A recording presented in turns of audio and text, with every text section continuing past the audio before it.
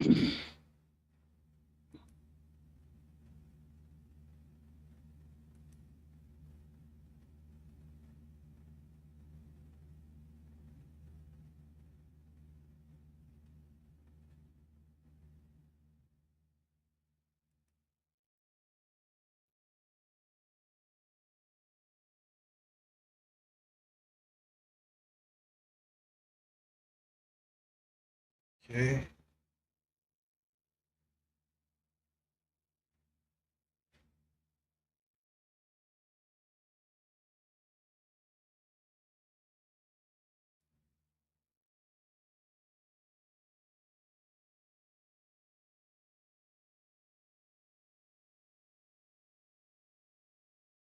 Okay, Mama. Yeah.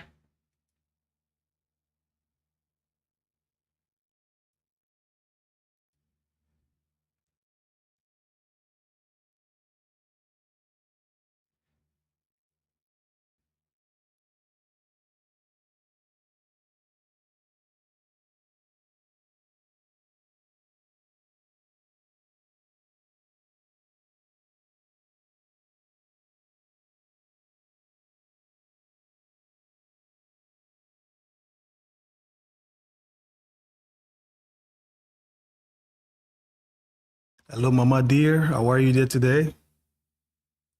I'm doing well, thank you. You excited for a second round? I'm very excited for our second round. Oh, you know what? I better get up and pull my story up of we of all of of Matthew. I got to pull Matthew's story up so I can read. I'm gonna read it until I'm going to introduce Kill Crazy, and then I'll stop there after Kill Crazy say, "Hey, I got the money, all the we houses paid up." we're live, Mama. We're live. Oh, sorry. Start over. Stop, and start over. That's that's the danger of going live. You know, it's like once you're live, you're live. You know. Because you didn't say one, Yeah. 2, 3, and live. That's the pre-recording stuff. But it's all right. You're giving our viewers a preview of what's to come. You know. I don't want them to have a preview of me being not focused. Take it off.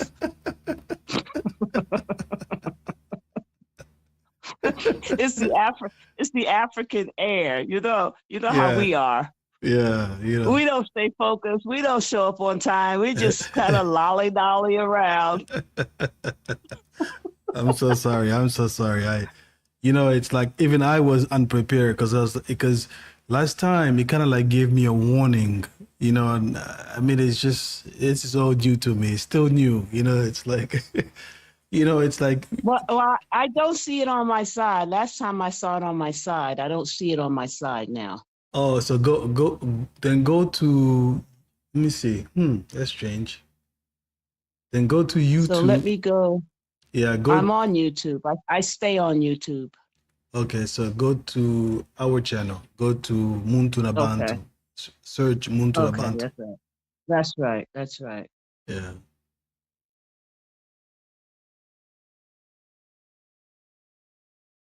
All right, family. As you can see, this is our intro, and that's how we roll. And we'll start shortly. Next time I'll know to put myself on mute. Oh, I see it. I got it live. That's right, family. Yeah. That's right. Your children think that you can keep up with them. Listen, I got 20-something years on you, kiddo. I'm slowing down. I understand. Put it on mute on your computer. Okay. Okay. Okay, now it's on mute. Okay. All right. Hmm.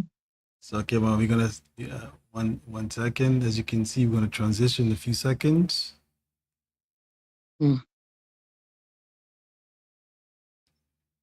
You are. That's who you are.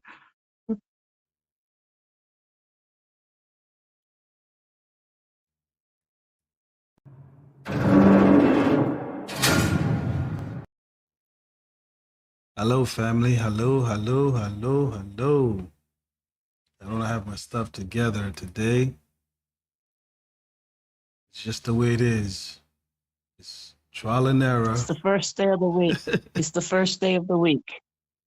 Trial and error. Trial and error. Oh my goodness. If I can just get it right. If I could just get it right. You will get it right because you walk in excellence. You will get it right because you're determined to get it right. Yeah. So it will fall in place if you stay focused, stay determined to honor Baba Mungu, to honor our ancestors. You will get it right. They won't let us fall. I know that for sure. That's right. That is right.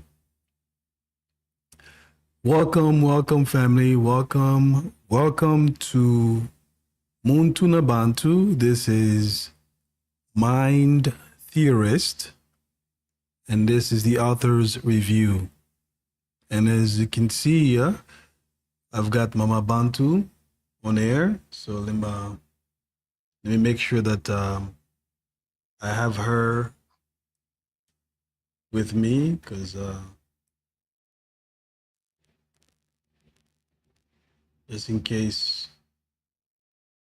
Mama, go ahead. Hopefully it was coming through anyway. Yeah, it's coming through fine. It's coming through beautifully. Yes. Yeah. Well, family, the goal is for me to give my opinion, my advice. That is the goal.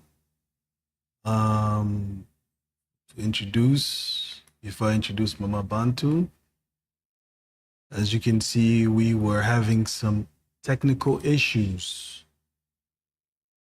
on my part. As I learn Because to I'm navigate. innocent in Kenya. Yeah. As I learn to navigate this new technology. So let's just go ahead and jump right into it. Let me get to the quote of the day. This way we can begin and waste no time.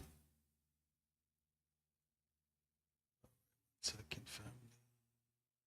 Second, where is...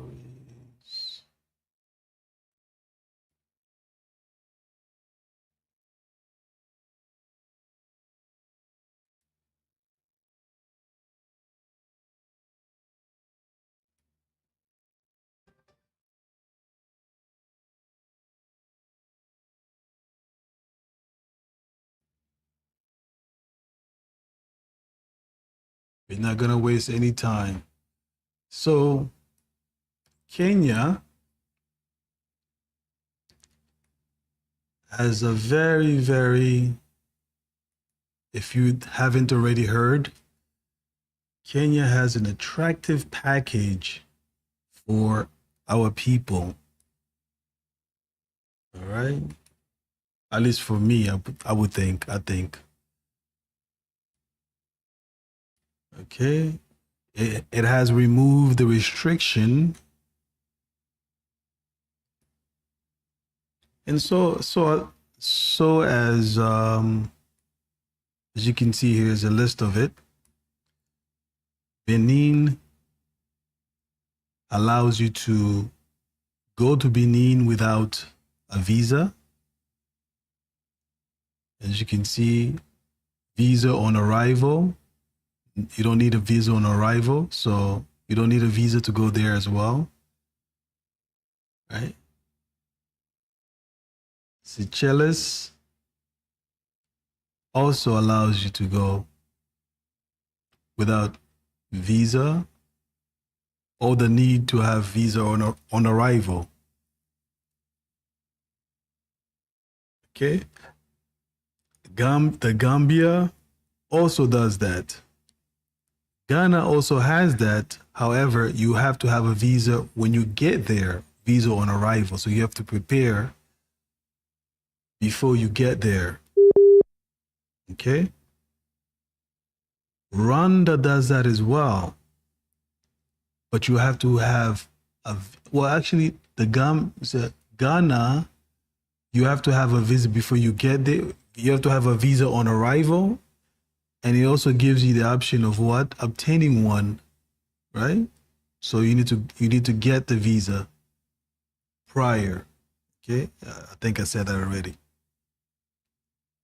Rwanda has that as well.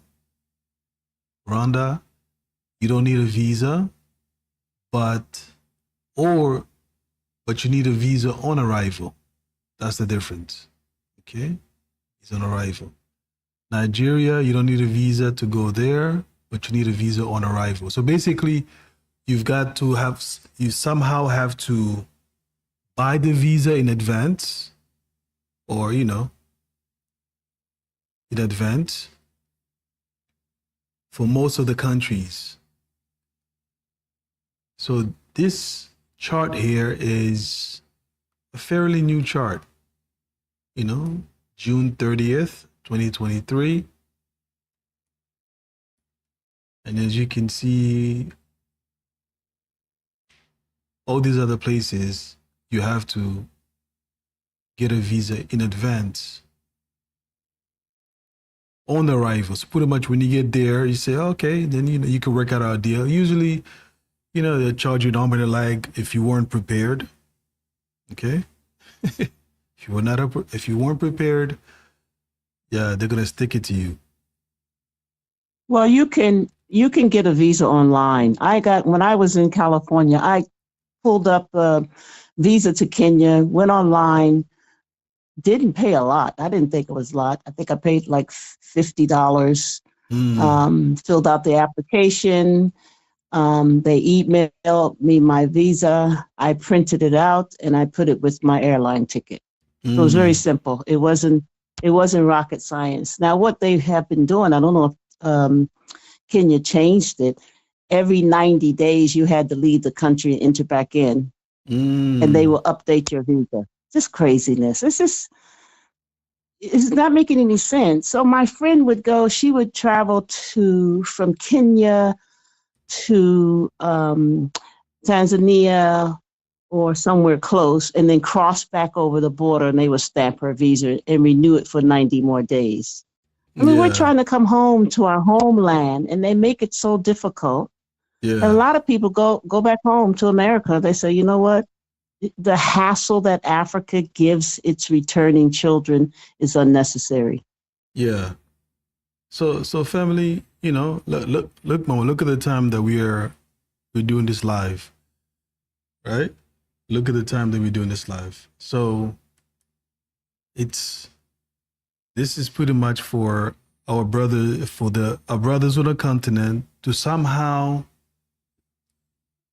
to get the courage to be able to voice it to these leaders. I don't know if it's just me, but I feel like Africans don't really push their leaders to make decisions. It's almost like Africans just go ahead and just allow. It's absolutely true. And I'm always telling the Africans they have to stop being so passive. So you need to stand up for yourself. He says, yeah, Mom, we're very passive. We don't fight back like Americans. We just accept it. We just accept what's going on. I said, well, it's time to stop now. Yeah, it's that time. It's about that time. Well, actually, it's time to stop it. Yeah, it's gonna get. What's gonna happen? You're gonna get a lot of non-Africans coming there, and then to start to abuse these laws that they have put in place, right? Well, they're not going to abuse the laws. They're going to resist the laws. And they're going to show up for the meetings and challenge the politicians about these ancient laws that have been on the book that keeps us in bondage. Yeah. That's what's going to happen. And I will be first in line at a political meeting, voicing my opinion that the time to stop mistreating the African child, because everyone comes first before the African child. And we all know that. Chinese have their way, the Japanese, Americans, political I'm talking about. And they forget about the African child that's over here struggling in poverty. Right. Yeah. So, Bob, Tata Nzambi, I love that name. I like to say Tata Nzambi. He's going to change things where when we come back, we will have the political power to change things on the book. And that's just the way it's going to be. And that's the way it's going to have to be. Because when he said he's going to gather us from the north, the south, the east, and the west, we're going to come here to roll up our sleeves and get things done and changed in Africa, in our ancestral land. So it's coming. It's coming, family. Yeah. See, where he's waking up a sleeping giant. Americans, the stolen children. So let me do a little quick reading for you guys, so you can get an idea. Kenya has decided to open its doors to all African citizens looking to travel for business purposes. Is it African citizens or is it the diaspora? It's the diaspora. Because we had a conversation about this. Some of my young African students that I have, and we were talking about this the other day about, we really want, they said, the Americans to come over and start businesses so we can get jobs. We don't have any jobs. That's why we want to leave Kenya. So he said, if the Americans come over here and start providing jobs, factories, whatever we need, then that's when the change is going to come, he said, because I'm 28 years old and I'm looking for another country to survive in. I can't survive in Kenya because there are no jobs. So that's big. Yeah. Okay, let me just read this to Mama. Let me read this here and see if we can draw a little bit more information, because this is coming from the Global Voices. Okay, written by Zita Zag. This decision is a step towards fostering economic inclusion on the continent and upholding human rights. In order to benefit from economic globalization, states have a general interest in fostering cross-border mobility. This is because it permits cross-border trade in products, services, and capital, which promotes economic expansion and progress. However, due to security concerns, most governments are selective in granting visa-free travel. This means that visiting specific nations may be difficult for citizens of certain countries. So when they say security from whom? Who's the troublemaker? Which people bring trouble to our nations, Mama? Huh? This is... Okay. Public response to Kenya's decision. Kenya's decision to remove visa restrictions for Africans traveling for business has sparked a range of reactions on Twitter. The majority of respondents have called for a more borderless Africa, praising the Kenyan government for its progressive move and urging other African nations to follow suit. As you can see here, Africa Facts on Twitter says Kenya's President William Ruto plans to remove visa restrictions for Africans traveling to Kenya for business. Okay, here goes the business again. Is it just, is it all Africans or some Africans? Is it white Africans as well? Is it Indian Africans as well? Is it the Arab African? Because I don't see too many Arab, white, or Indian declaring themselves to be African. So we've got to truly understand which African is he talking about. Some of these leaders, they say one thing, just like the European leaders, they say one thing, and then what's in place doesn't really benefit the melanated people. That's what it comes down to. We've got to look deeper into who is it going to benefit. Okay, now if you ask me, I'm happy that we have a program in place that would allow people like myself to freely go back home. And it would be nice if the whole continent has allowed that to take place.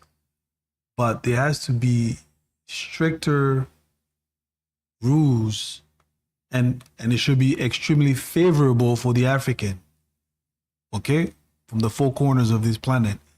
If you're going to go back home, it has to be favorable for the African, wherever they are on this planet, to be able to go back home, and unfavorable for everyone else. Okay, that's the way it should be, because every other nation does that. They make it very difficult for the melanated people to go to their nations. So we got to look closer and closer as to what's the intention. Okay, are they being put up? Is he being put up? Okay. Some individuals have gone even further, advocating for the complete removal of visa restrictions for all purposes, not just for business. See that this, okay, I like that. That not just for business. The question why Africans should require a visa to visit other African countries, when examples like the, I don't know how to pronounce this word, I don't know where, sanction agreement demonstrate the benefit of visa-free travel. These voices urge that a more open approach will enhance trade, economic growth, and unity across the continent. That is very true. Very true. Very true. Okay, the idea of tribalism that was enforced by the Europeans. Most of our ancestors, we were not tribal. We weren't very tribal in a sense that we divided ourselves. Tribalism was reinforced in the education sector to keep our people, to get our people to be patriotic about who their tribe, which tribe they belong to. Okay, and through tribalism, we've got disastrous effects socially, wherever you go on a continent. This divisiveness, this was imposed upon us. Of course, yes, there are throughout history, every nation, every people fought one another, or fought each other and took over kingdoms, you know. but to wear our tribalism as if Africans wearing their tribalism is like a European being patriotic here in the United States. All right, so we've got to there's got to be a way for us Africans to operate as a unified collective on the continent, and that would help us to, when we come together, we're going to have a clear understanding as to really who is the enemy, okay, who has been influencing our politics, okay, our spirituality. It hasn't been the Africans, it's been us outsiders. Outsiders have influenced Africans when it comes to religion, politics, and governance. Okay? The influence has always been outside. It's time for us to start focusing inwardly and removing parasitic entities from our midst. You there, Mama? I'm here. I have it on mute, but yes, I'm listening. And what you're saying is very, very important. The colonizers knew that they had to divide in order to conquer, and it's still going on today. And one person was telling me they had to pay every border they crossed in Africa. The police would take advantage of them for them to get across the border. So that was all put together by the colonizers when they not only divided our country, but to keep us divided and to keep us in poverty. So that's the plan. And I'm glad that some of these leaders are speaking up and giving back the right of the African man, woman, and child to travel across their land without visas and without borders. And that's what the fight is about, to take away the borders in Africa so we can freely again travel in our land. Yeah. I mean, they divided our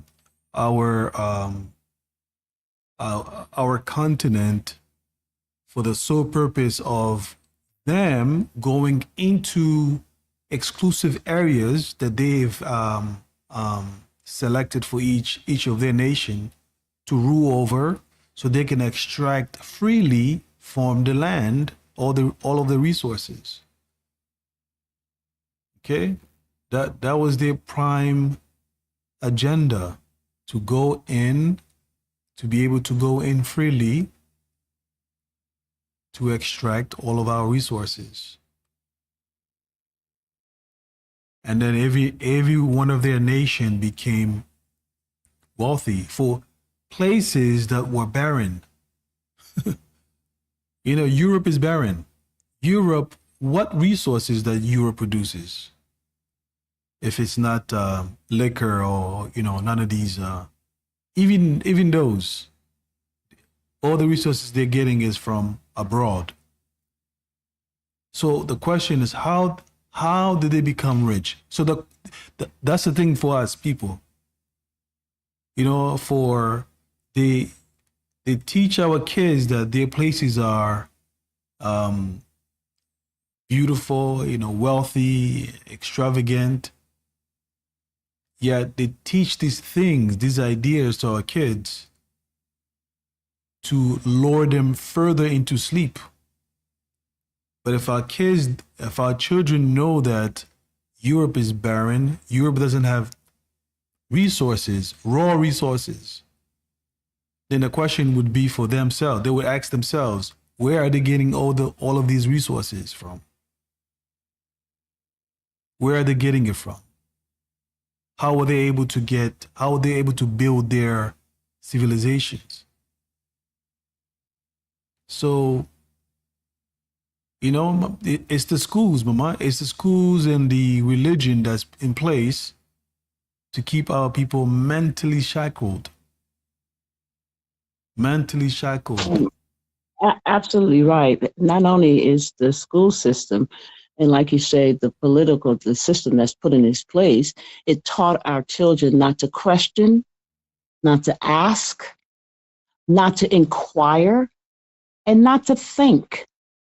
You know, my children in America, they could care less.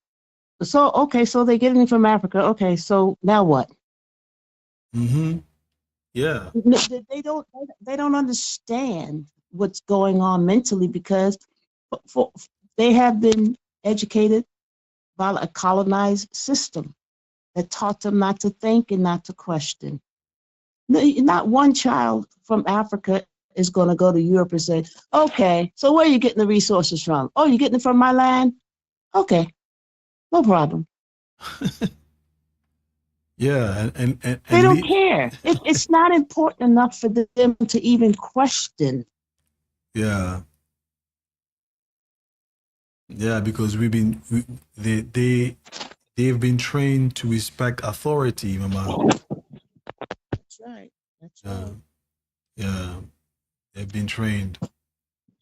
You have a Just like you having mic problems over there, mama? no, I'm trying to keep my phone plugged in so the battery won't die. But Ah. here's the thing: Tata Nzami has to wake his children up to the reality, not only who they are, but he has Mm, to wake us up with a fight in us because mm, we can no longer accept what the nations have done to us. That's one. What the nations continue to do to us. So you can wake up, you can be awoke, and just go along and just accept everything the way it is. But you have mm. to wake up with a fire inside of you that says, you know what? How do I change this? Because you can complain about a problem, but if you don't come up to this with a solution to the problem, what's the sense of your complaint? Yeah. Mm, yeah. Yeah. There's got to be um socially, apart from government, there's got to be contribution involvement that citizens have to get themselves involved in the politics a little bit more aggressively, right? Because it seems like it's always after the fact when they feel like there's a huge problem. It's more of a reaction other than being proactive, right? So the citizens That's right. have to become a little bit more Absolutely. proactive in how the system is being structured, how it's ran by the government, right? They have to get the skin in the game, as we would say here in the states. They've got to invest, and perhaps that's the case. Perhaps that's the reason. If you don't feel like you have invested within the country, you perhaps think that you don't have the voice, right? That's right. Because you've got people who are coming in the countries with money and they're setting up That's shop. right. They set up shop That's right. and then they feel as if they can influence the politicians to do exactly what they want them to do. You know? They don't feel. They don't feel. They do it. Yeah. We have a corrupt political system, Mm, and those who have the most money, they can play the game. Simple as that. And that's why it's so important for the African child around the world. We have to unite. We have to sit down and talk. We have to sit down and come up with a strategy, a plan. So when we go into a political meeting, we have our information correct. Not only have our information correct, we have the questions, the hard questions that need to be asked.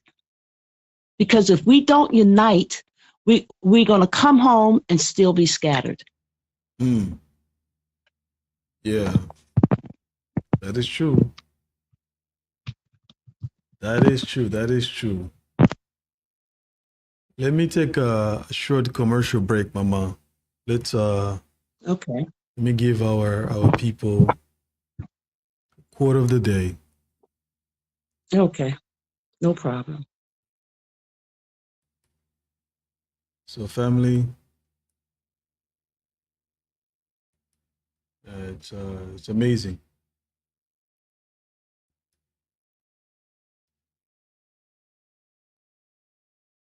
So,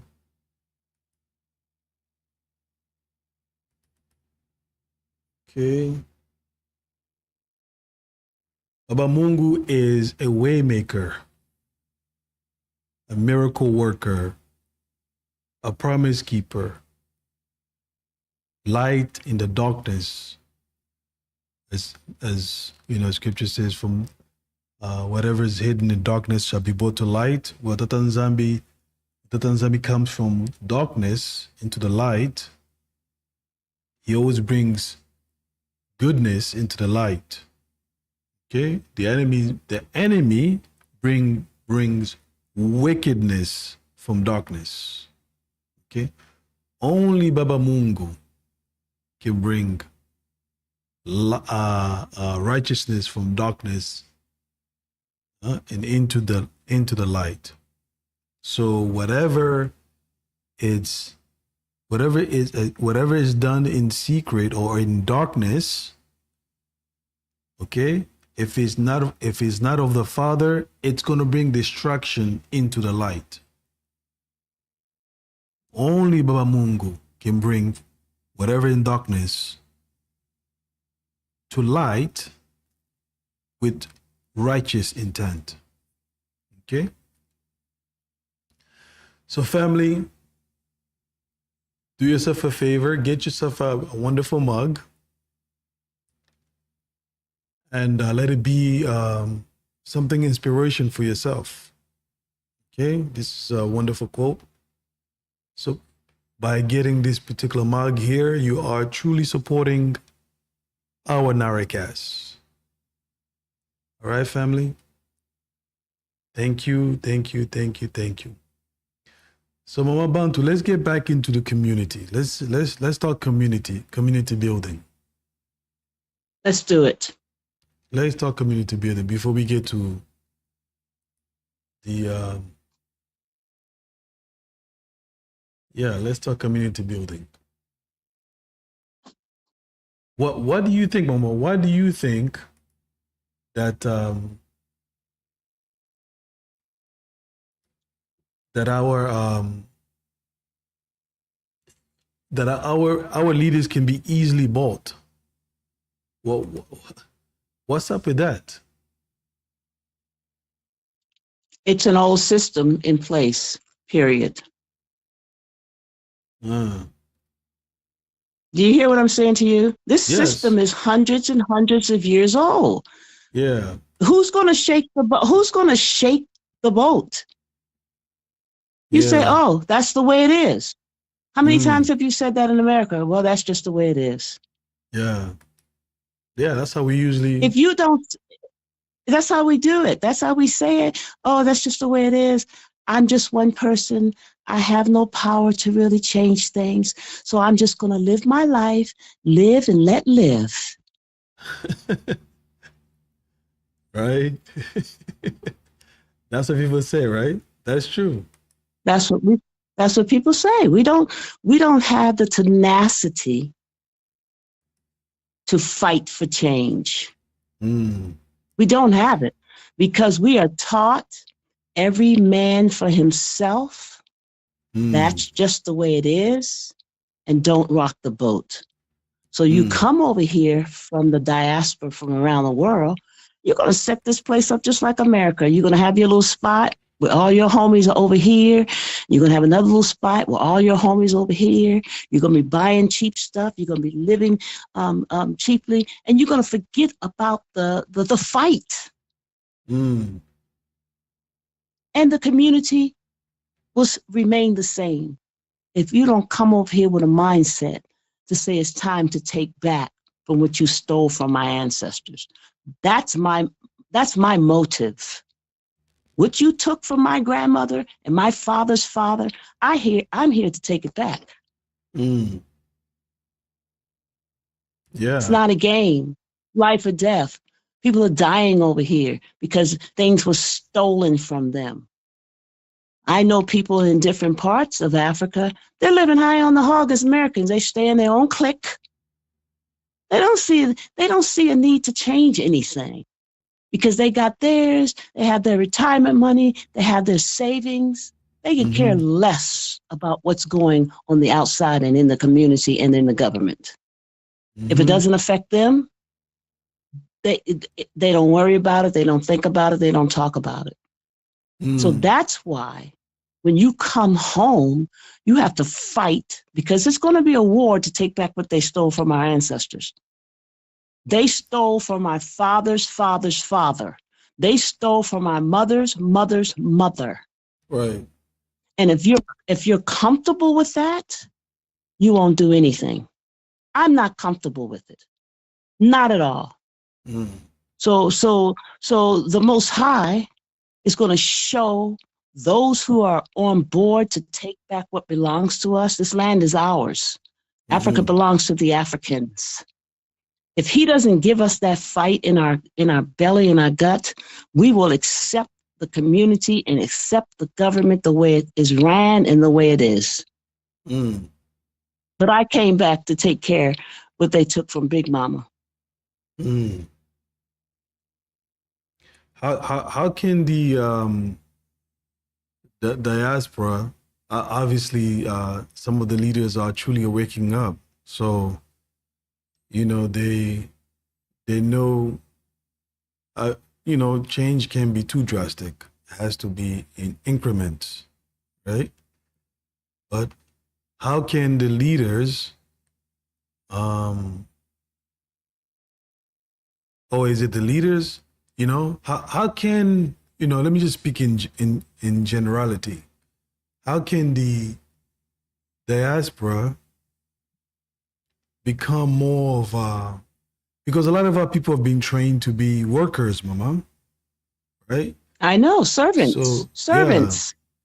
so it's kind of hard for most of our people to just make that huge change from being worker to becomes become entrepreneurs, you know. But I understand that, but listen to this. mm, There's a new day coming. mm, There's a new day coming. mm-hmm, The Most High are going to move politicians out of the way. They don't go along with the program, they will be moved out of the way swiftly. He's going to raise up children as we come over here. He's going to raise us up to step into positions. We yeah, are the chosen people. The chosen people will choose to change. The people that are not chosen, they will sit back, put their feet up and say, oh, this is nice, I'm home. But us chosen people, we are chosen for a purpose. And we are chosen for the greatest purpose at the end of this age. We are in the last days. mm, We are in the last days. And when the ones that he bring back home will have a fight in our belly. Those who resist will be moved out the way. There's a changing of the guards. And I'm in my 70s. So before I leave and transition over, I will see the change in Africa. Because there's no time to play anymore. There's no time to play politics. There's no time to say, oh, get yours, get rich or die trying. mm-hmm, All the slangs that we have, that day is over. That day mm, is over. He said, in the last days, you will see this. And when you see this happening, you know that the time is near. The time is near. So mm-hmm, he's gathering an army, Silverback. mm-hmm, And he's not only sending an army, like Simon Kambongo told them, You might kill me, but those who are coming, that's us, the chosen, you will not be able to kill them. So we're in a war. We are in a righteous war. A righteous war. He's going to give us our land back. That's correct. He said he would. In prophecy, he said he would give us our land back. But he will not give us our land back without a fight. How much do you want your land back? Are you going to go to the mall all day, buy some nice new clothes, some nice new shoes, go home, hang out with your homies, go to your parties, or you come back home to fight for your land and take back? Because the enemy is not going to give us this land back without a fight. The politicians are going to be moved out of the way. The politicians will be moved out of the way. Yeah. The crooked politicians will be moved out the way. So we're coming back to fight for Africa. It's going to get low down and dirty. But in the end, we will win. So that's my narrative. That's what I have to say in my 70s. This is not a game, people. This is not a game. We are in war. Yeah. To take back mom and daddy's stuff, take back grandma and grandpa's stuff that they stole. Our relics are all over the world. They have to bring them back. They have to give them back. It's not a game. So many people died and was raped and killed and hung from around the world. The Bantus. Yeah. And if you don't come home with a fight in your belly, it's going to be the same old. And you know what? The Most High is not going to put up with it. You will be moved out of the way. Yeah. That's my speech for today. It's not a speech, Mama. It's not a speech. It's called sound advice. Sound advice. Sound advice. You know. Yeah, it's also my concern, Mama. My concern really is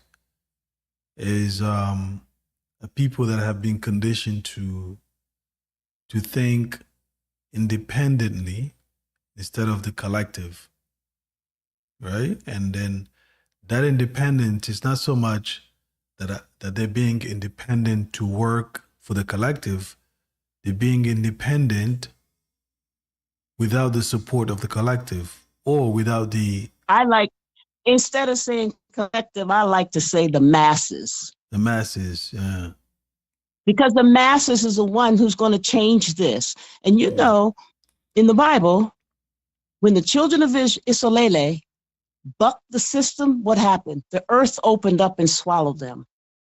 So we're in a time right now where the elements are on our side. The elements are on our side. The north wind, the south wind, the east wind is on our side. So this is not a game, people. This is 2023. The year where lies are exposed, truth is revealed. Lies are exposed, truth is revealed. And if you're in the way, the angels will move you out the way. And I'm angry inside because I am tired of being taken advantage of. As a Black grandma, I'm tired of my children dying around the world. I'm tired of seeing my Kenyan children sitting in poverty and desperately hungry and desperately impoverished, while the politicians, they do the same old usual thing. They get in there, they go for the vote, just like the politicians in America. And when they get into office, nothing happens, nothing changes. I'm tired. I'm angry. I'm upset.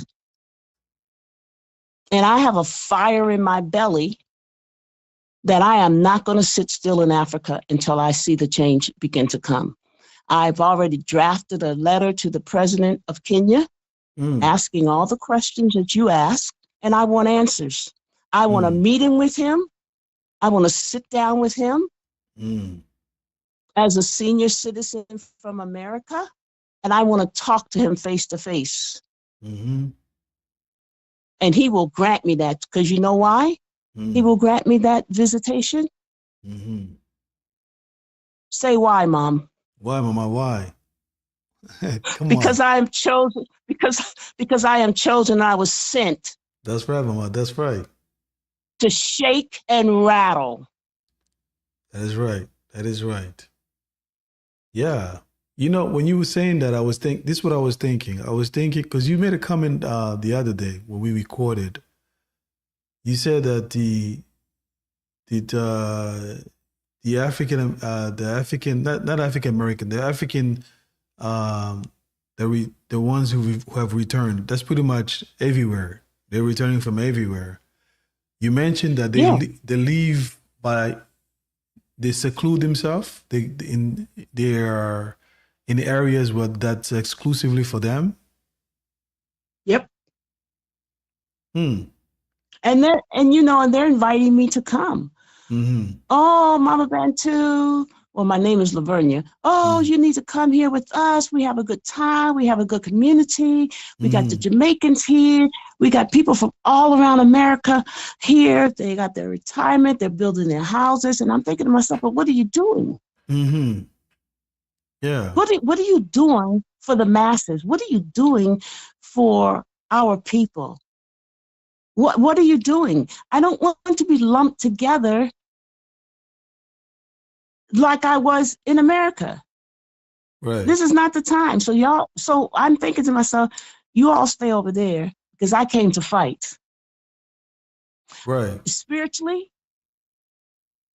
physically, and I open my mouth. I don't walk around and see injustice and don't say something. I just don't. So yeah, we are Africans, we are people, but I'm gonna say Africans mostly. We are a clique society. We like our cliques. We like our cliques. Come on, let's face it. People in Ghana, they have built beautiful homes. Beautiful, because it's not expensive to build a beautiful home in Ghana.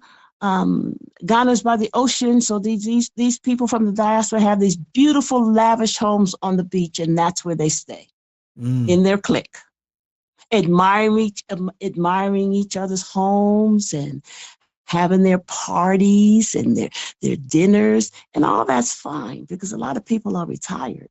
But that's not my group of people. They are not the chosen people. The chosen people have a fight in them.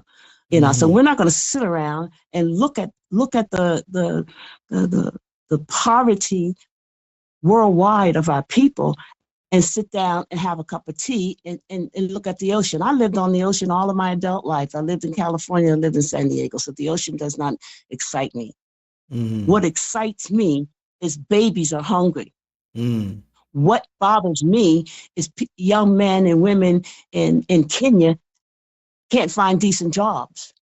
What excites me and makes me angry is the Chinese and the Japanese are walking around my land looking down at me. The Indians looking down at me. You're on my land. You're on my land. You stole from my ancestors. So either you have a fight in you, those are the chosen people. Simon Toko, Simon Kamongo, Kim Pavita, they were the chosen people that came with a fight. Right. So it has transitioned to me. I was telling you yesterday that I was born the same year that Simon Kamongo that he transitioned over. He transitioned over in September 1951. I was born February 1951. No coincidence. Yeah, absolutely. No coincidence. No coincidence. So here we are today. What are we going to do? We're going to get together. We're going to unite. And those who don't want to unite, Tata Nizami is going to move them out the way. Okay, you stay over here. I have mine over here. My children are here. And my children are righteous. They're obedient. They listen to me. And I told you the other day that the instructions that he's giving us right now is time sensitive. That means we need to get up and be obedient. Right. Because when he opens certain doors, if we have not prepared himself the way he instructed us to do, we will be left on the wayside. Mm. Because there's a churning on the earth right now. And if anybody doesn't feel it, that's because they're not the chosen. Mm. There's a churning. Mother Nature's churning. The wind is churning. The floods are coming. The earthquakes are coming because the earth is saying, how long? Mm. Yeah. How long will you avenge us? So this is the time that we have to not only be obedient, we have to keep ourselves clean before the Most High. We have to listen to him. We have to be precise in what we're doing. We cannot no longer haphazardly go along, skipping. Yeah. This is Yeah. serious. This is a serious time. It's not time to come here and play. We played enough. We were hurt enough. We cried enough. We've been damaged psychologically enough. Mm-hmm. Absolutely, man. Absolutely. It's yeah, like I'm stuck on the idea, like because the diaspora has to make an impact because their experience with the Caucasian has been one that's very, very clear, right? Master servant, Right. right?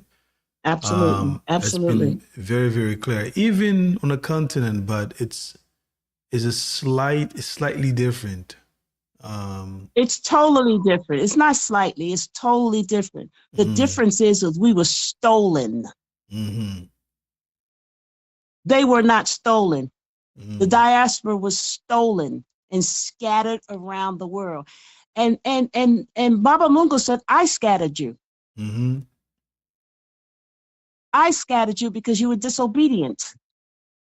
It's the Bantus that was disobedient. Mm-hmm. The Yeah. white man just took the opportunity within our disobedience to mistreat us. Yeah. But it started with us. He called us a stiff-necked people. Mm-hmm. That's right. We're Disobedient. the first lawbreakers. We are the People. first lawbreakers because Yeah. we're his children. Yeah. Yep. That's So in order for us to redeem ourselves, we have to make up in our mind that we're going to walk uprightly before him this time. We're going to be obedient this time. We're going to keep our heart pure this time, and we're going to stay focused on the game plan that he has for his chosen people. that's right. If that makes any sense. No, it makes it makes a lot of sense. It makes a lot of sense. We got to start to be more engaging with our purpose as a people, right? Because Absolutely. we did a recording a few weeks ago, maybe a week or two, about divinity, right? So if you powerful message. If you don't know your divinity, you won't be able to operate within your divinity, right? It's like absolutely a person who's free who does not know that they're free. You know? Yes. Yeah. So like an elephant, you tie him, you put a chain on the elephant's leg, and after a while, you can take the chain off his leg, and he won't move. Exactly. So there's something that's stopping us as a people to so from getting together, right? And there's definitely a force that recognizes whenever we get together. So let's at least acknowledge that there is a force whenever we gather, whenever we start to become impactful. There's always a force to come and disrupt or attempt to disrupt, right? And distract, yes. Yeah. So Mama, so currently right now, all the diaspora that are there, what percentage would you say is actually intentionally building business? Are they just there for Um, retirement um, or? um, there's a lot of diasporas coming home, and their main thing is book bookstores, bed and Mm, breakfast. There's a lot of diasporas that came and opened up a bed and breakfast because it's so economically feasible. They can do it. mm-hmm, Um, I know diasporans that's come home and opened up come to Africa and open up a beauty salon. mm, So they're coming with intention to employ. The whole thing of coming home is to employ your brothers and sisters in Africa. And mm-hmm, you're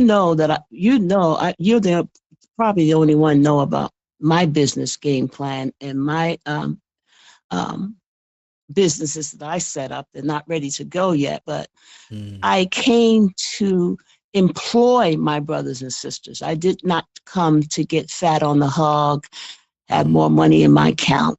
I came to employ my brothers and sisters. That's mm-hmm, why I'm working with young girls, teaching them things they can do to survive and to make money. The mm-hmm, internet is one of them. mm-hmm, Um, um, um, Making things is another. There's a lot of things we can do mm-hmm, as parents, grandparents, and we come and have get people together and start businesses. I mm-hmm. mean, the opportunities are here, but you have to be willing to step in the mud, as my grandmother step in the mud to get to the other side, Mm-hmm. That's right. and stop letting the foreigners have their way in our land. That's right. You know, I went downtown not too long ago to price a space that I can rent a space and do my business in. It's all Mm-hmm. sewn up by Arabs. Mm. Downtown Nairobi is sold up by Arabs, a few Indians. Chinese, but mostly Arabs. Mostly Arabs. Yeah, Mm. sold it up. Oh, that's not for rent. That's owned by the Arabs. You can't rent there. I'll Well, say okay. what do you mean that's owned by the? Who's saying that to you? Who's saying that? The realtors. Ah, so they don't they. Because they play with whoever has the most money. Mm-hmm. Same thing in America. You have enough money, you play the game. Right. And some of these foreigners have been here in Africa for so long, they just have taken over. They're just like, oh hey, this part is ours. We don't like you over here. Well, you're in my land. Yeah, that's the. Wh- Where you will never find that. You will never find that in any country that you go to where they would say something like that. That you wouldn't find an African group of people in China or in Japan or in India saying stuff like that. Like, oh, you can come over here. This is our community. Oh, this is our uh, um, commerce area. Like Little China or Little Italy. Yeah, yeah, Like absolutely. you don't find that type of exclusion where you just have Africans, and then Africans also have that particular um um I can't be call it pride because it turns you off, you know. Well, you have to realize for hundreds of years the African has been taught to keep his mouth shut and obey. Mm, So you have one generation that keeps his mouth shut and do what he's told, all the way up to 2023. So how many generations is that? You keep your mouth shut mm, and you do what you're told. Tata Nizami has to break that spirit off of Africa for us mm, to take our land back. And that spirit will be broken off of Africa. Because when he wakes us up, like I said before, he's going to wake us up the fire in our belly. But he's also going to wake up the African children here on the continent mm-hmm, with a fire in their belly. Yeah. There's going to come a time where we're no longer quiet, like a daisical, sitting back, enjoying ourselves, or Mm. suffering in silence. Mm. Those days are over, my son. This Yeah. is 2023. We have a covenant with him where he has sent prophecies to us. Mm-hmm. This is how it's going to go down in the last days, such and such and such. But I will give my children back their land. Right. So it's beyond everyone else's power because he's the one that's going to make the final decision on his continent, which is Africa. Have no doubt about it. Mm-hmm. You might see it this way today, but tomorrow is going to change. You might see it this way in 2023, but 2024 is going to be different. Mm-hmm. 2025 is going to be different because the Yeah. wheels has already started to turn. Prophecy is unfolding before our eyes every day. Mm-hmm.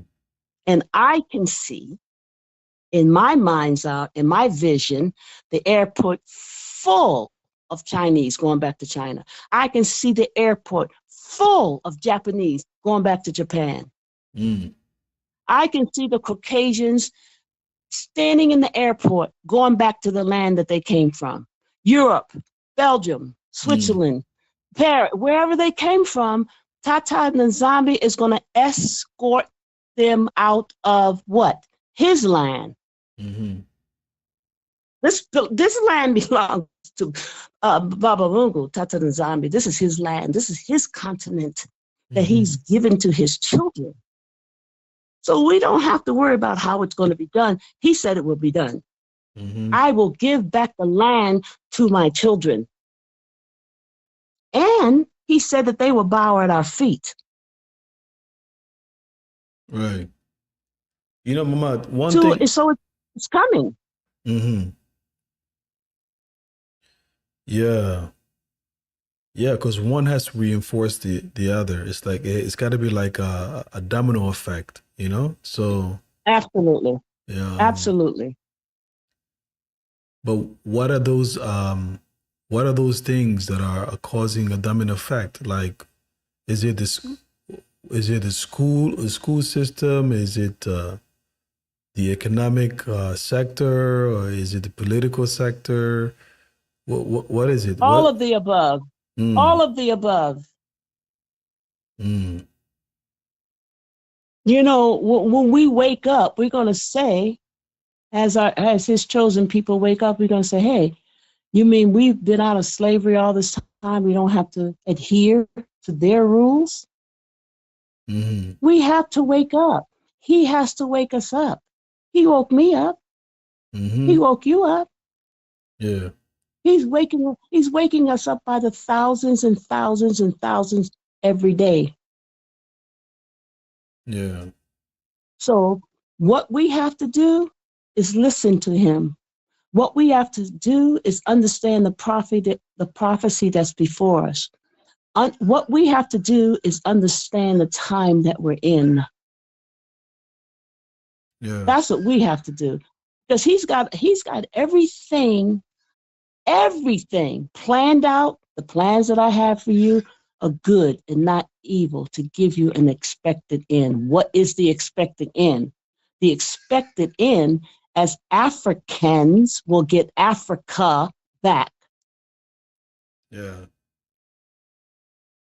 That's the expected end. So we don't have to really um, whine and cry about the particulars. Well, what about the political? What about the foreigners? Well, that, he's got that taken care of. All we have to do is come to the battlefield to battle. Mm-hmm. That's right. Because he said, what did he say? He said, the battle is not yours. It belongs to me. Mm. He said, Yeah. vengeance is mine. I will repay.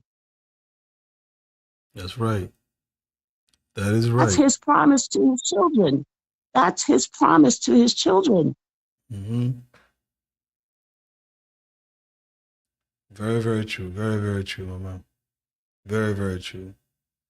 Now I've got, speaking of battlefield, that's a good segue. Okay. Because Mm-hmm. we're going to battle. We're going to battle. Now, Mama, let's get into the nitty gritty.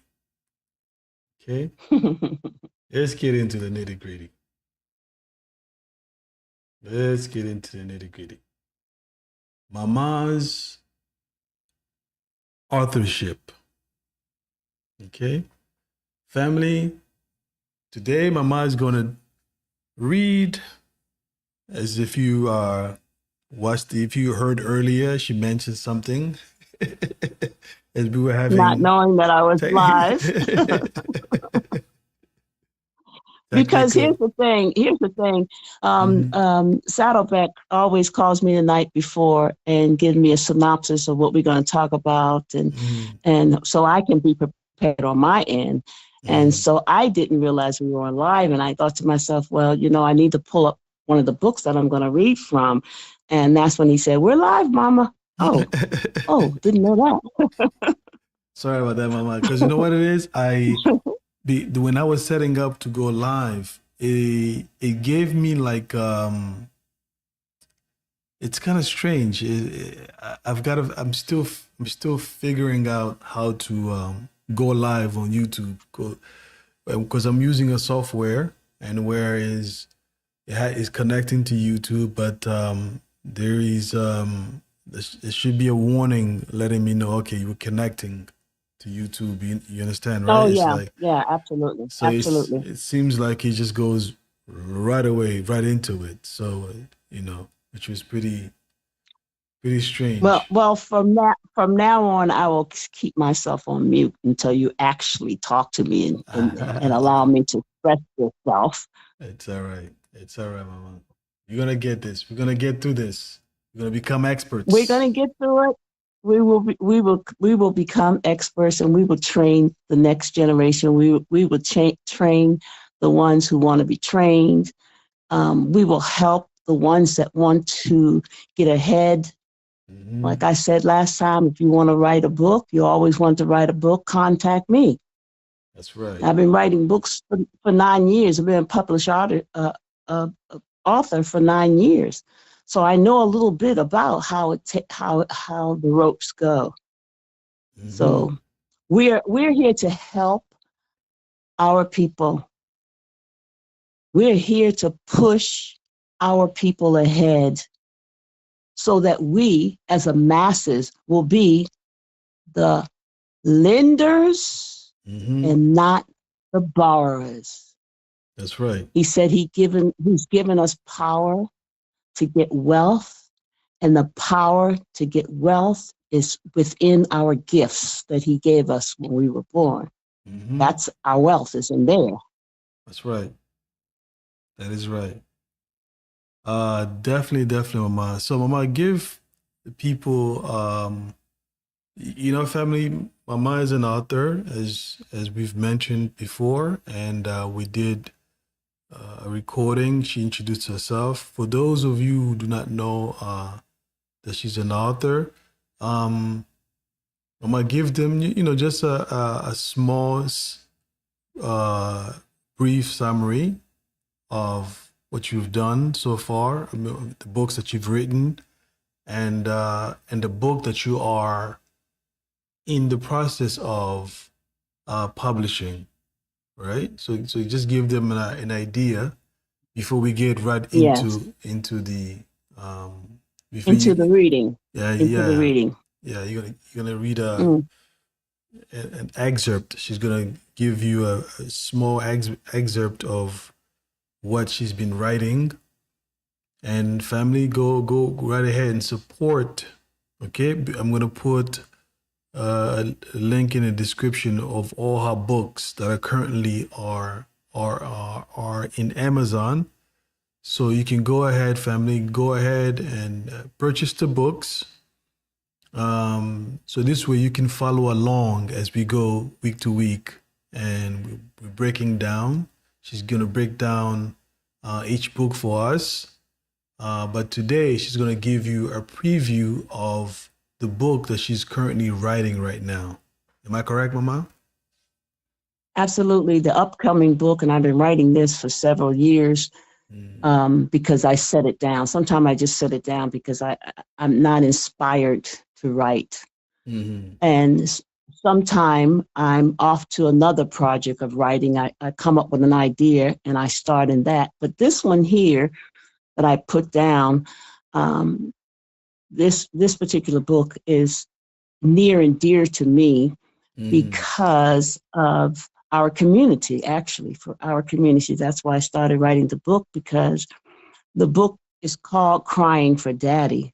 But the book is a synopsis and short stories of what our society has done to the separation of the Black family. And it was planned to separate the Black family. But when the Black family is dispersed and separated, then society suffers.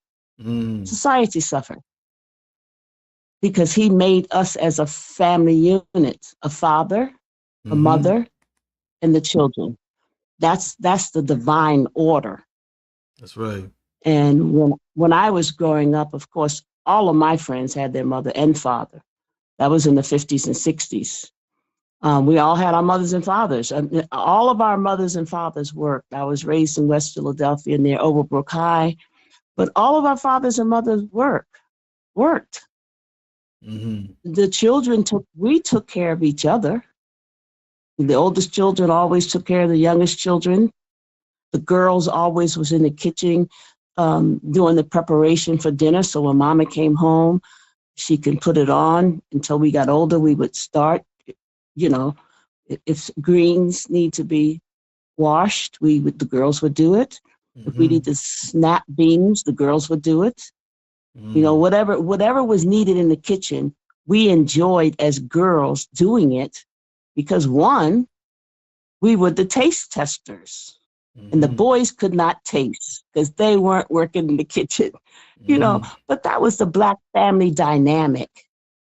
And as I began to grow up in the 70s, I was married in the late 60s and the 70s. Well, divorce started coming to our community, my generation's community. Divorce, separation, or if you don't get along with him, just leave. If you don't get along with her, just leave.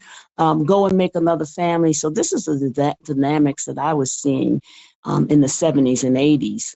How quick it was for us to separate and go our separate ways. Leave, whether you leave the children behind or you take the children for the weekends.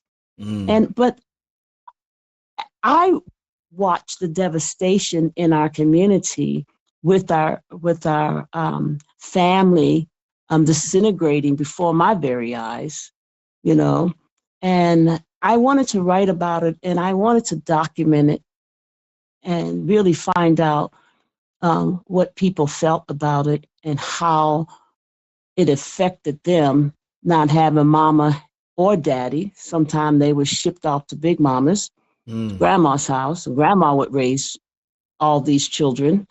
And so I wanted to know the dynamics and the pain that people was going through as the Black family was being dispersed, intentionally dispersed. So I began to interview a lot of people. I would interview my doctor. If I went to the doctors, I would interview the police officer on the corner. And my question to them was, did you grow up with your father and both your father and your mother? No, I was raised by a single mom, or no, I was raised by my grandmother. So tell me what that was like in your childhood. What are some of the challenges that you had growing up without the divine unit, father, mother, children?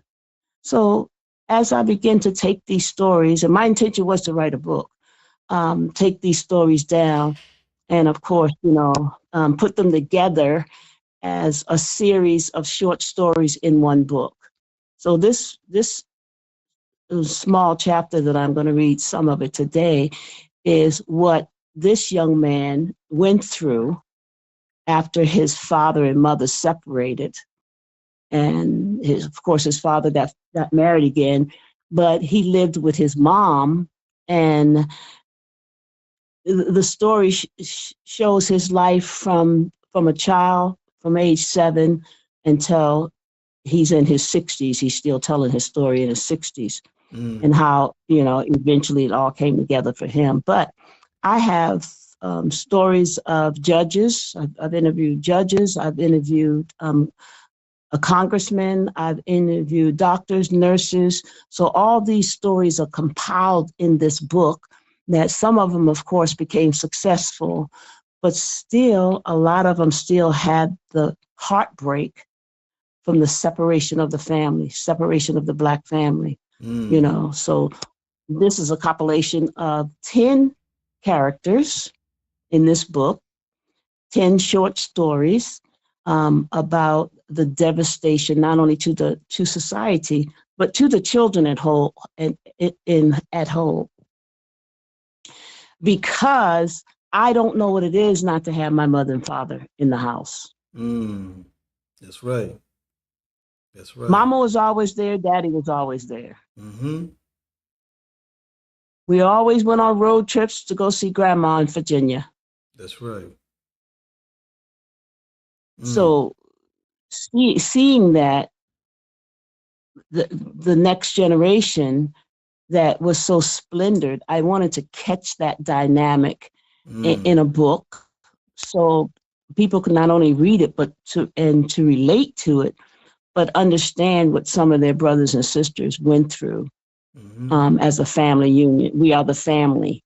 And so that's what the book is all about. I saw a picture maybe 20 years ago, and the lady explained to me, I said, this is a beautiful picture, this beautiful Black child, I kept saying. So I kept looking at it. It's at an outdoor swap meet, and there was the cutest little Black kid. He must have been around 6 or 7 years old. And I knew I had to have that painting. So she explained to me, oh, this is a artist. He's arrested. He got a life sentence, so he will never be out of jail to raise this little boy.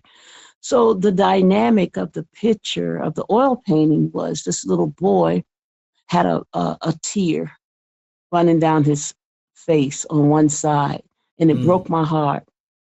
And she said the name of the picture is Crying for Daddy, because he will never have a relationship outside of prison with his father. So that captured my interest, but it not only captured my interest, but I kept thinking about it, and I'm going to talk to people to see what changed them in their life when either Daddy walked away, Daddy was in prison, or Daddy was murdered on the street. So, what was the dynamics in your life without the family unit? And I have some fantastic manuscripts, but I'm only going to put 10 characters in this book.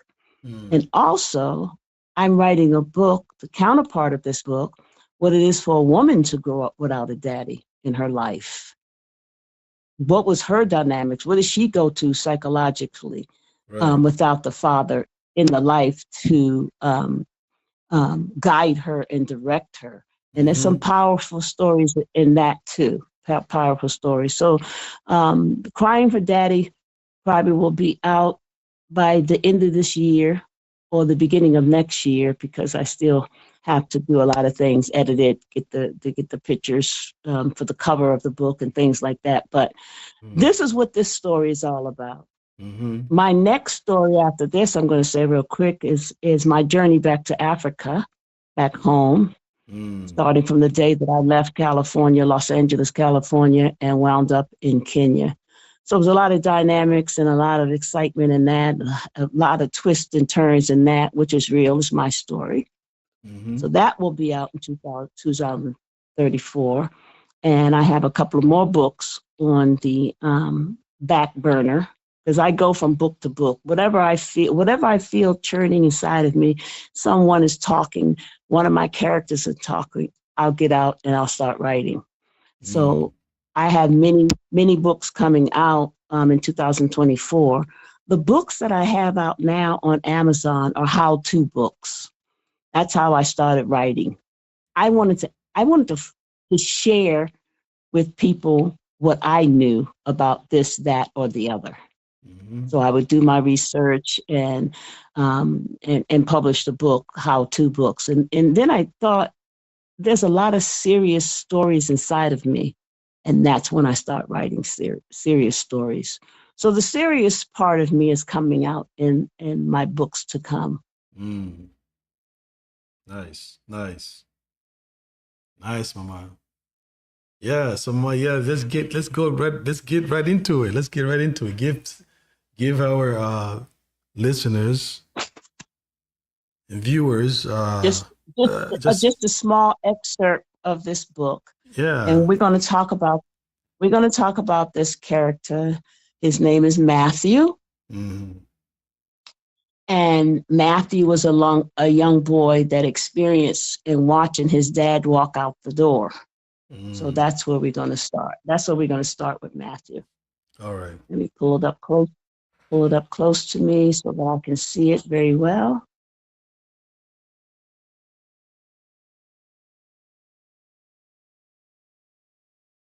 So right now, this is chapter 3, but of course, when I publish the book, it might be chapter 6. I don't know. So Mm, Matthew,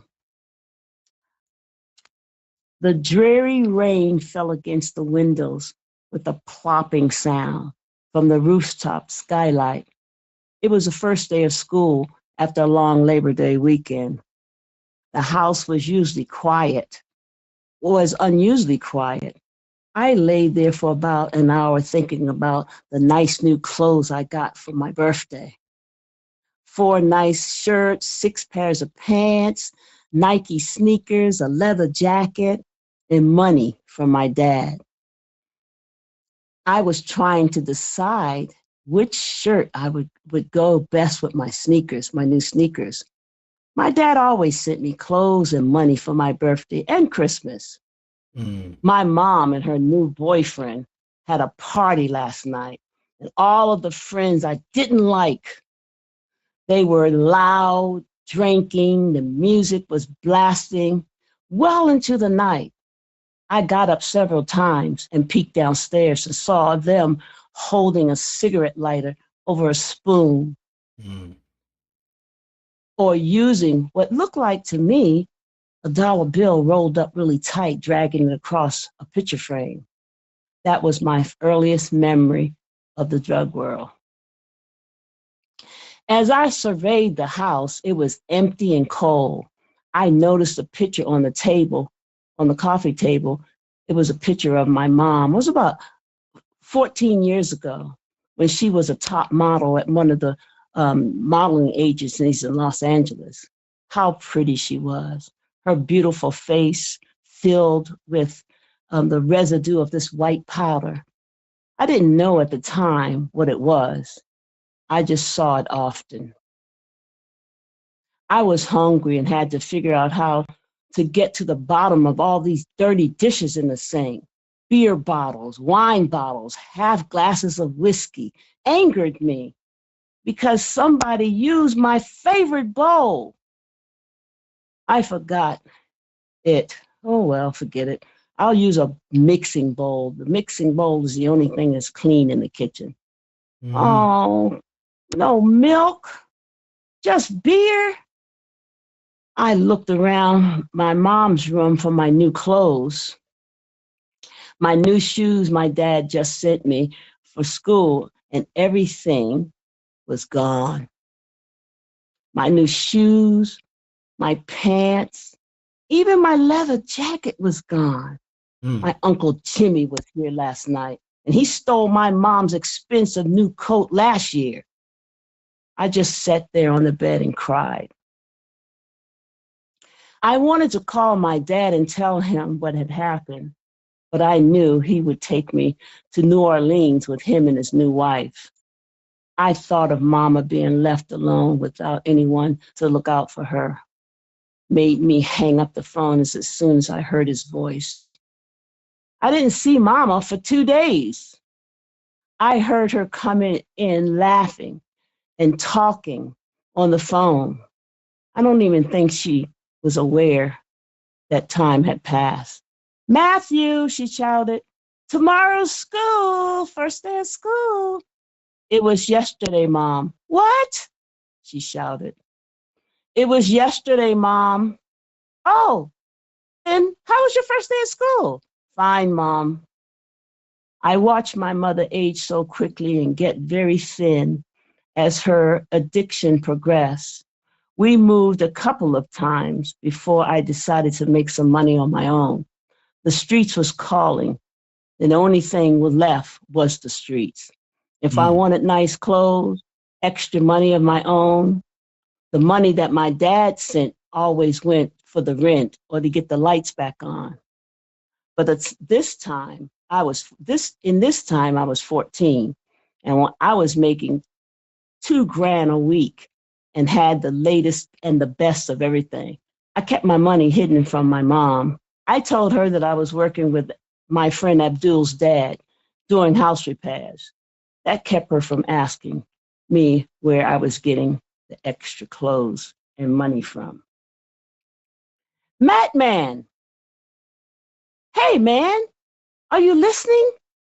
My thoughts suddenly was disrupted by the shout of Raheem. His street name was Kill Crazy. This brother had a big chip on his shoulder and would kill any and everything. One good thing about him was he kept the order throughout my organization, only because everyone was scared of this crazy fool.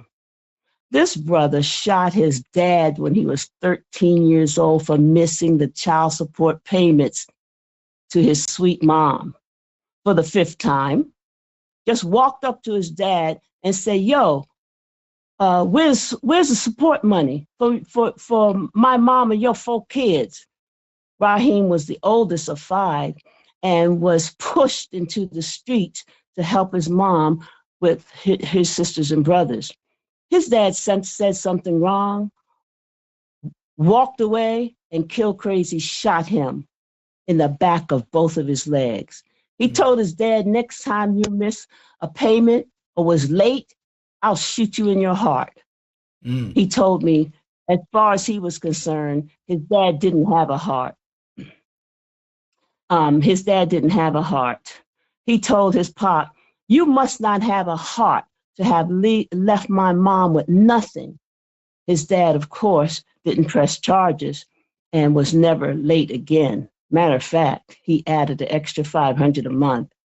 He knew that he had created a monster in his son and could never rectify it.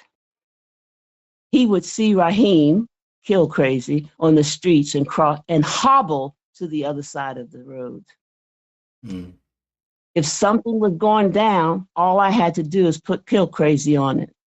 Hey man, here's your 2,000 G's I collected from 2 of our houses. Man, you were in deep thought. Yeah, I was thinking about my childhood, man, about a phone call that I should have made long ago. The streets were bloody, cutthroat. So in order to get to the top, you had to play the game. And that meant kill them before they killed you. The streets taught me how to lie, cheat, steal, take whatever I thought I wanted. I earned the name Madman because that's exactly what I was. I was mad. I lived in a gated fortress with guard dogs, still didn't feel safe. Just feeling, yo, deep down, I knew the Grim Reaper was after me. Mm. And I'll stop there. Mm. Wow. Family. That's how you start. This is how you start a trilogy, mama. That's how you start a trilogy. You Mm, know? Yeah. You got yeah. your Mm, yeah, that's it's that's many of our kids. even myself, That's many of our kids on the street. you know, Absolutely. many of our I saw children, it. I grew up with it. yeah, many of our children, excuse me. And, you can easily wind up joining a gang in our neighborhoods, because the system Mm. designs it that way, where It, the kids it's is, nothing left. yeah, It's nothing left because we are family oriented people. mm-hmm, And if the streets are your family, the streets are your family. That's yeah, just the way it is. yeah, So I'm gonna read one more paragraph. It's how he got into this. It mm, says, I started my life of crime as a runner and mm, worked my way up to where I am today. My own organization. I have over 200 soldiers out on the streets working for me. We have the wealthy neighborhoods locked up. Yes, the kids of the rich and famous are our best clients. mm, I thought that this was the life I wanted. The money, the cars, the clothes, the women, the best of everything. But let the truth be told, I was lonely, scared most of the time, and didn't sleep well at night. And I mm, trusted no one. I'll stop there. mm. Wow. Yeah, Mama, when you're a child, you have whatever is missing, you're gonna long for that. You're gonna long for it, and Absolutely. many of our cases is the longing of a father, the longing of a mother, or sometimes even a longing of a sibling, you know, Yeah, because yeah, yeah. what we desire is organization. We desire stability. We desire Yes, to feel whole. So yeah. when you're a kid and you're missing these basic needs. The desire or the need or the approval of a parent. When it's not You go there, seeking after it. you go seeking after it. Yeah, you know. So yeah, You know, this story happened in Los Angeles, and you know how wild and crazy Los Angeles was in the 80s and 90s. Mm-hmm. We had no family stabilization. We had none. Mm-hmm. We were unstable. We were uncertain. We seen the policemen mistreat us. Society mistreat us. So we had wild, hurt, angry children out on the streets trying to survive. That's the bottom line. Mm-hmm. Yeah, yeah. It's unfortunate, Mama. It's unfortunate that most of our communities are set up that way. But when you obviously it's inspiration that got you to start to write, what was it that got you to reframe, like to put it on the shelf, like to put it away? What kept what stopped you from to finishing, what stopped you from completing the book? What delayed it? Well, started other projects, and my son Mm-hmm. Anthony kept saying, "When are you going to finish your book, Mom? When are you Mm-hmm. going to finish your book?" I said, "I'll get to it. I'll get to it soon." And someone told me, one of my writer friends, he told me, there's a New York Times bestseller in you, Mm-hmm. and he said, you cannot be a New York Times bestseller unless you write. Mm-hmm. He said, you have to write the rest of your life, because what's coming to you, you stop it. So I kept thinking to myself, I said, well, let me pull that transcript out and start finishing these characters.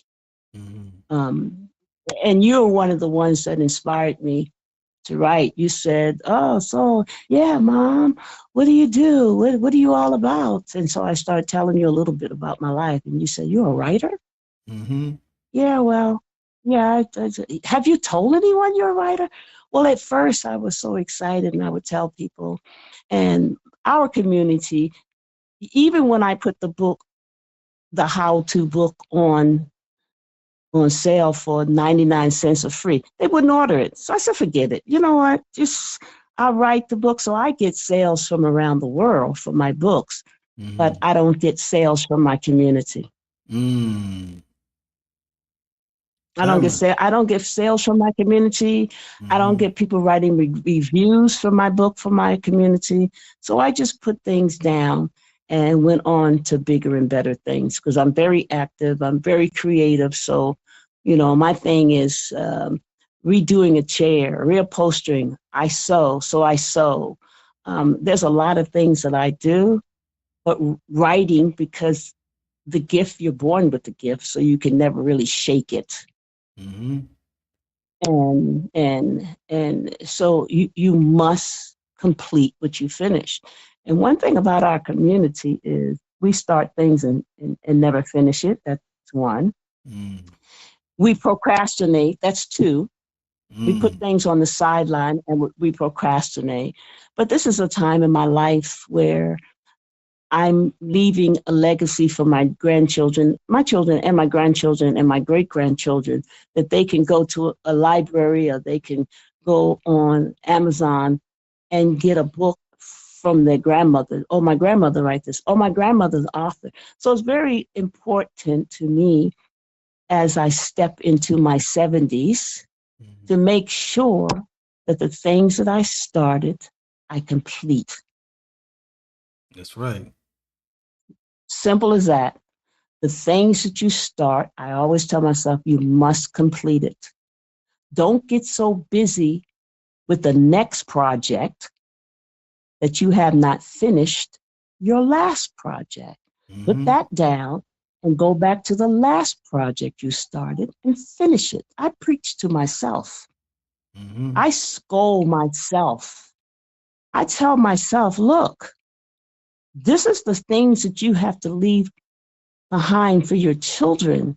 And you just can't always put things on the shelf. You have to complete what you started. So I'm completing what I started in my life, and I have started many projects. Wonderful, man. Wonderful. Yeah, family, we it's not that we lack support. It's just that the our focus seems to be in the wrong areas. You know? Black people support. Black people go out and purchase. Black people got that buying power here in the States. Right? So we're opening up for the global marketplace. All right, family. So we're everywhere. We should be able to support one another. Instead, we focus on the wrong things. Okay. Now, supporting Mama Bantu, especially her writing, it's very, very important. It's important for one thing, is for one reason, and not only one reason, but for me, it's important that we start, and we do have writers all over the world, but most of our people, when they write, these books are going through a specific people, a certain people. Well, let's just call them Caucasians. Okay? All of their writing is going to their publishing houses. Okay? Mm, It needs to be going through our publishing houses. Right? It needs to be going absolutely. to our platforms. Okay? Well, where is the counterpart of an Amazon for Black people? Because Mm, I know there's a counterpart for Amazon in China. Okay? that's right. Sure is. It sure is. Right? So we have to start to build our own on a continent. Even if it's not on a continent, it will be brought to the continent. Right? Yes. So we have to support one another. Now, supporting one another as a collective, it would empower us and condition us to learn how to manage the flow of our currency, the flow of our money back to us. Yes. Right? So that's just a simple act. A simple act is, yeah, there's one of the reasons is we are managing our we are writing our own narratives. Okay? And then we get to learn once we take hold of writing our own narratives, we should be able to know how to facilitate and manage our money. That's right? it. So That's the key. Yeah, very, very important, family. Very, very important. You know, It's a beautiful thing, and it's not only important; it's urgent. yeah, We are in an urgent place in our society, in the world as it is today. We are in an urgent place to stand up and take our talents and make our wealth with our talents. That's right. He's given all of us a talent to do something. The talent that we hide or the talent that we sit on, we're sitting on our wealth. We're sitting on bringing our community together. We're sitting on opening up our own Barnes and Nobles, Amazon. We just sit on it. That's but right. What we have to understand is urgent right now that we get up, not only and display our talents, but to support one another's talents. Because I remember going to a church, and it was the sweetest lady in there. She was a chiropractor, and her and I became friends. So we went to I met her in a white church, and then we were looking for a black church. But in the white church, oh, they admonished her. Do you know Dr. Betty? This is Dr. Betty. Where's your office at, Dr. Betty? Oh, she would tell them where her office was, and oh, we're going to make an appointment. So you had that support for the token black people in that church. Okay, so we found a black church that we liked. I'm not going to name names because everyone knows it. And the first thing our people said to her broke my heart. They said, "So what kind of doctor are you?" She said, "I'm a chiropractor." "Oh, that's not a real doctor." "What?" Wow. I said, "You know how many years it took her? She had to go to medical school That's contentious. to get her to become a chiropractor." Well, she's just a chiropractor. No support in our black church. None. They wouldn't even make an appointment. She cried. She was so hurt. Her husband told her, "That's all right, babe. That's all right. Don't cry. Why won't they support me?" She said, "I work very hard." She was not only a chiropractor, but she was, in her country, I forgot where she's from, she was a midwife.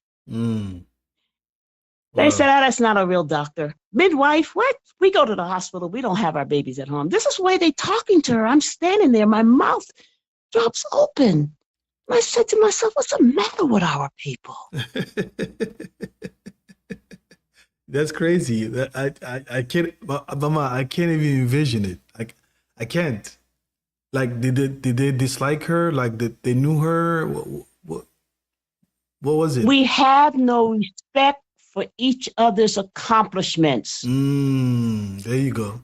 I don't care if she was a janitor and had the biggest janitorial company in the area. "Oh, she's just a janitor." That's what we would say. Have no respect for each other's accomplishment. We don't support them. We don't push them forward. That white church, everybody went to her to get their back adjusted. Wow. They passed her. They put her name in the what do you call that thing that you read to see who's saying? Announcement board. Yeah, they put her name in the announcement. We're welcoming Dr. Joyce. Can't even remember her last name, to our congregation. She's a doctor. They didn't even say she was a chiropractor. She's a doctor. Here's her number. Give her a call. Make an appointment. Total support. Total support. In our church, Mm. in our Baptist backward church,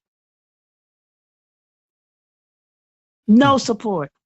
Mm. They would walk past her. They would walk past her and wouldn't even speak. Wow. Because I guess she was the real doctor in their eyes. I don't know. I don't understand it. I don't understand our people. I Mm. love our people, but you know, our people are something else. Yeah. Yeah. So back to uniting. The Mm-hmm. wealth is in our talent. The wealth is in our hands. We're sitting on our wealth and we're crying, I need a breakthrough. You're sitting on your wealth. I've Mm-hmm. given you power by the talent that I've given you, by the gifts I've given you. I've given you power to get wealth. Mm-hmm. That's Oh, right. stiff-necked children. Yeah. Wow. But the story was incredible, Mama. The story is incredible. That's most, in our inner cities here in the States. That's pretty much a story. That story says it all. You don't have to be um um you don't have to know the community well, right? That when you come to inner cities here in America, you can just tell wherever there are black people, what Mama have just read to you, you can see it. Okay, you can see it in the children. You can see the lack of resources in our community, right? If you go to the libraries, you see there's a lack. Okay, you go to our schools, you can see that there's one computer for like 20 kids. I remember that. I remember sharing, I remember. Yeah, I you, remember that too. sharing one computer with like everybody have to take a turn to use a computer. I mean, it was Stand around. Yes, I remember yeah. that. Matter of fact, in the 80s, I was the first mother that bought my son a computer. Mm, It was one of the old dinosaur computers where the CPU was so heavy that mm-hmm. you could barely pick it up. Of course. but but my thing was this: look, you're 14 years old, you're being prepared for college and higher education. So I am going to sacrifice and buy this home a computer so that you can learn how to write, not Mm-hmm. on the typewriter, but on the computer. So him and I took a city college class called computerized office skills. Mm. Wow. And the reason why I did that was it was two computers in his classroom. Mm-hmm. I said, "Oh, I would say, oh, you didn't get a turn on the computer today, huh?" He goes, "No, didn't get a turn on the computer, Mom." Yeah. This scarcity. You go into our parks, they they're not being maintained correctly, you Yeah, know? that's right. So That's right. there was a Yeah. lack all over around you, and kids see those things. They see these things, Yes, you it know? affects them psychologically It that affects you. we are the forgotten children. Hmm. Yeah. So that story, Mama, that story rings. When you read it to me initially, I yeah, I can definitely relate. I read the whole thing. I read the whole thing to you Hmm. from finish to end. Yeah, definitely, definitely. So family, But Mama is here. She gave you a taste of her writing, her skills. Pretty impressive. Go ahead. I'm gonna have links in the description. Go check our other books and buy some of our books. Read it. You know, come back to the platform. Engage with us. So that she can get her a broader audience. All right. So we're gonna go book by book. Today's uh, this piece she just read is of an upcoming book that she plans to complete this year. Okay, family. Yes. Yeah. So go and support the Narrowcast. And yeah, Mama, you have anything else, you want to add before we end? Well, I just want to add that I'm very proud of you Mm, as someone, a young man that is focused, mm, a young man that respects the assignment that Baba Mungu has given him. mm, I support you 100%. I'm proud of you. mm, And I know that he sent you to me mm, to help me to go to the next step. mm, Because I'm the type of mother and woman that always have young people around me. Always. mm, From the smallest, 2 years old, to the oldest in their 40s. I always have a group of young people around me because one, young people teach you a lot. mm, Young men and women teach you a lot. Not only teach you a lot about their generation, what's going on in their minds, but they come with wisdom. I always tell them, I have wisdom to give to you, and you have wisdom to give to me. mm, So I appreciate you. I appreciate your fire, the fire that's in your belly. I appreciate that you're a warrior mm, and that you stand up for what's right. You stand up for what's righteous. I mm, appreciate that about you because I told you before that I don't like to be around weak men mm, that are indecisive of who they are. And I tend to veer away from them until they get it. mm. But be blessed. I'm proud of you. And we are a team. I always tell you, we are a team. That's right, Mama. That's right. That is right. I appreciate you as well, Mama. I appreciate your tenacity, your energy. You're always on. You're always on. So you've got that youthful energy that most even young people today, which they're lacking, and for a reason, rightly so, because the times that we are in, Baba Mungu is transforming. There's a transformation that's taking place. It's going to be Absolutely. unpleasant. It's going to be unpleasant for many of us. But let us not, how did Paul put it? Let us not, how you say it again? Get weary?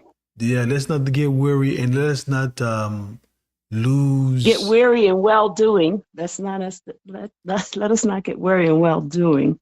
Yeah. And we won't faint. As we walk, we won't faint. Mm-hmm. We won't be faint at heart. Yes, yes. We have to do it. And I was telling somebody the other day, because he broke your heart, you're going to have to trust your heart with someone else again. You have to. Mm. You have to. That's right. Yeah. That's right, Mama. That's right. Because hearts are broken. Yeah. Hearts get broken. Mm-hmm. Yeah. Yeah. So we as a Black society, we as Black people, we have a broken heart. Mm. They've hurt us. They discounted us. They pushed us to the side. They called us names. They killed us. They beat us. Our heart is broken. Mm-hmm. Yeah. Very true, Mama. Very true. Very true. So what are we going to do with that energy of that broken heart? We're going to get up, dust ourselves off, and we're going to become great in the talent that he's given us. That's what we're going to do. Yeah. That's right, family. That is right. That is right. Let us not. Yeah, we gotta keep meeting one another. We've got to meet each other where we are as individuals, Yeah, and yes, become a little bit more tolerant, a little bit more understanding for the trauma that we've experienced, that our yes, ancestors have experienced. Because remember, we are connected yeah, to our ancestors, so we are in a time where there is transformation that's taking place. This transformation is taking that's it. place, and we can't get worried, like you said, Mama. Let's not In get, well doing. yes, in doing good, right? Paul says in Yes, Philippians, and do good. Yeah, he yeah, yeah. says, whatever is excellent, whatever is praiseworthy, what do Yeah. such Whatever is things. true, whatever is It's true. honest, whatever is a Yes. good of a good report. Think on Hmm. these things. Think on it. Yes. Yes. Yes. Let's not get worried. Let's don't get tired. Especially in encouraging one another, in supporting one another, in uplifting one another, right? Yes. And being Yeah. good neighbors to one another. Very, very important, Mm. family. Very, very important. Those who are Very weak in important. certain Very important. areas, be gracious and uh, be uh, be be be patient with one Supportive, another. Yeah. patient. Mm-hmm. Yes. That's why when I'm out on the streets Mm-hmm. preaching about the Bantus and the melanated Jesus, I have patience with them because I was there. Mm. So it's all right if you get angry or you don't accept what I'm saying. And I think to myself, I was there too. I Mm-hmm. was there. I was angry. I didn't want anybody to talk about my white Jesus. So yeah. Um, so you have to be patient because you know where their heart is. It's the only thing they taught us. Mm-hmm. They didn't teach us the truth. And we're afraid to offend God, so we reject the truth. Mm. Yeah. So we have to have we have to have patience with one another. That we're all not in the same place. Mm-hmm. We're all in a learning curve.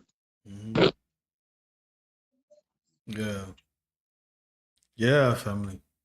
Yes. Yes, yes, yes.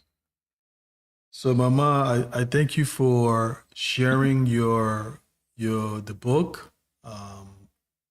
And I thank you for your time. And there's more coming. We're gonna do more of it. We're gonna do more of it. More and more and more.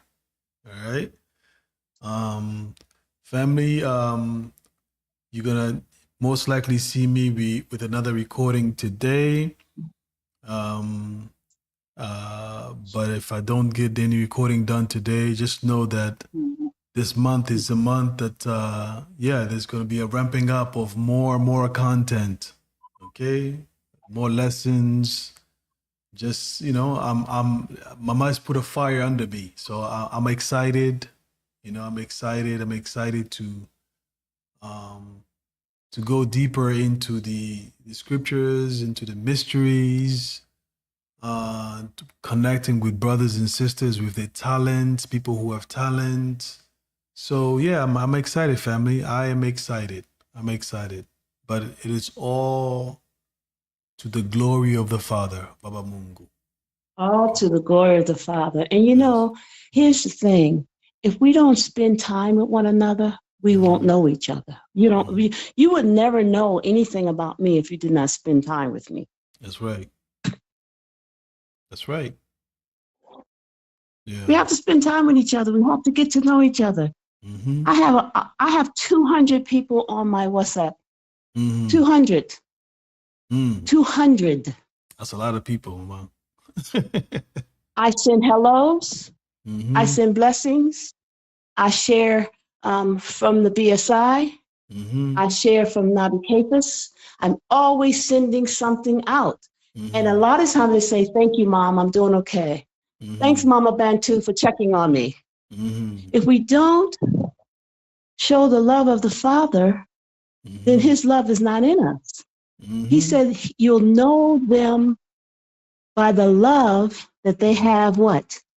Hmm. For One one for another. another. One another, yeah. one for another. We have to love each other, and we have to get rid of this pettiness between our community.